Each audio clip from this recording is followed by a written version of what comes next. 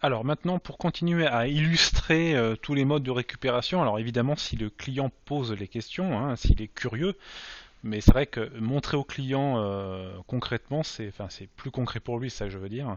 Donc il suffit pas d'en parler, il suffit de le montrer. Donc ce qui prouve que, un, vous maîtrisez vous aussi le produit, et deux, il voit le client comment ça fonctionne. Donc c'est pas une formation non plus, mais en tout cas, il voit que les menus existent et il arrive à se projeter.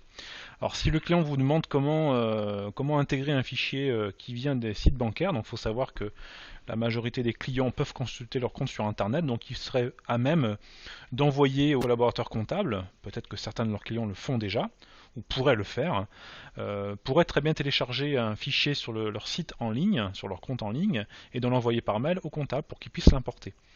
Ou alors, le client peut très bien donner aussi ses codes d'accès à ses comptes en ligne, voire même, il peut demander à la banque d'obtenir des codes de consultation par délégation, hein, ce qui va permettre au comptable d'accéder au compte pro du client, mais sans possibilité de faire des par exemple. Quoi qu'il en soit, c'est une autre possibilité, donc une troisième, hein, en mode EDI, c'est de récupérer un fichier informatique.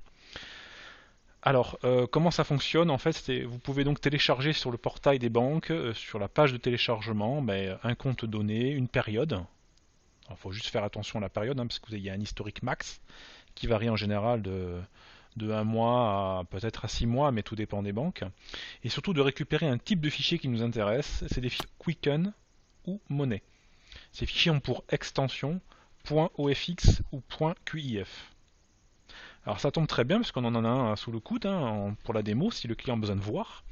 Alors première chose à faire, c'est d'ouvrir un dossier Scanbank. Alors soit vous passez par Koala, Génération Expert comme d'habitude, soit vous passez par le raccourci bureau à votre convenance. Alors prenons les bonnes habitudes, passons par la compta, c'est peut-être plus simple effectivement. Voilà, donc vous mettez sur le bon exercice, peu importe le mois, aucune importance, faites un clic droit de souris sur le journal de banque concerné, ouvrir Scanbank. Bon, ça nous l'avons vu sur une autre vidéo.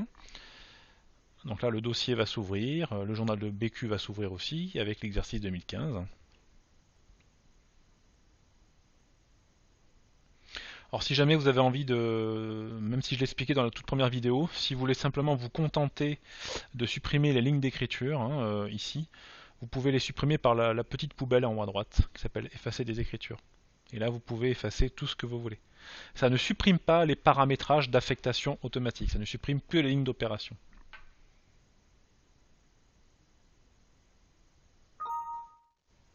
Voilà.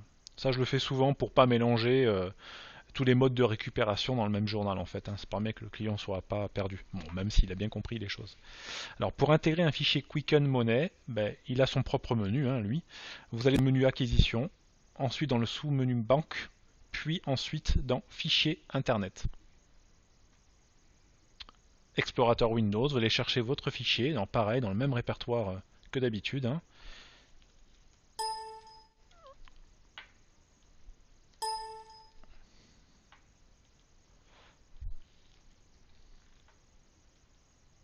Scanbank. Et après vous avez un répertoire Internet. Et là vous avez un fichier .qif. Et vous l'importez directement. Et ça s'importe tout seul.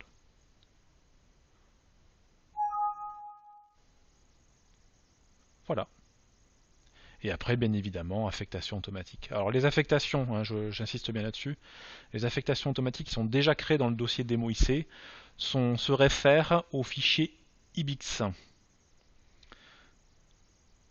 D'accord, n'ont aucun lien avec les écritures que vous venez voir apparaître. Donc si vous lancez vos affectations, ça ne va pas codifier grand-chose. Donc n'oubliez pas, pour vous montrer, faire une démo de A à Z au client, de jouer avec ce fameux fichier IBIX. Alors je vous montre, vous effacez vos écritures à nouveau.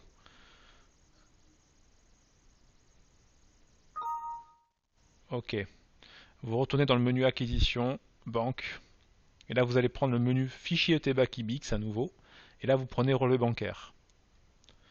Et là vous allez chercher non pas ce .kif, mais le fichier qui est dans le répertoire IBIX, le fameux IBIX 2015.txt, et vous l'importez. Donc si vous voulez illustrer toute la partie traitement des écritures, utilisez ce fichier-là. Voilà, donc les écritures ont été importées. Il suffit ensuite d'aller dans affectation automatique, lancer.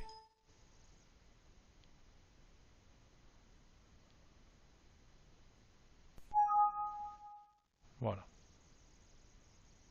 Alors si jamais les clients vous disent que certains de leurs clients leur envoient un fichier Excel, donc ça veut dire que le client lui-même l'a téléchargé en ligne, donc pourquoi pas. Le fichier Excel, le problème c'est qu'il n'est pas normalisé, donc ce qui va obliger le collaborateur du cabinet à le remodeler pour pouvoir l'importer dans ScanBank.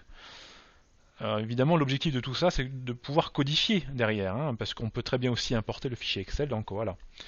Non, l'idée c'est d'importer le fichier Excel dans ScanBank. Alors le problème c'est qu'il faut le remodeler, mais dans le menu acquisition de ScanBank, vous avez ici acquisition banque, et vous avez fichier Excel, et fichier Excel paramétrable. Et vous voyez qu'on va pouvoir faire coïncider les colonnes ScanBank avec les colonnes d'Excel. Il suffit de modifier ici les, les zones en correspondance. Donc autre possibilité. Pas besoin d'aller jusqu'au bout, besoin d'importer un fichier Excel. De toute façon, on n'en a pas. Donc, mais en tout cas, on a montré le menu. Voilà, ça prend quelques secondes. C'est pas très compliqué. Voilà pour les fichiers de type Quicken, Money, voire Excel.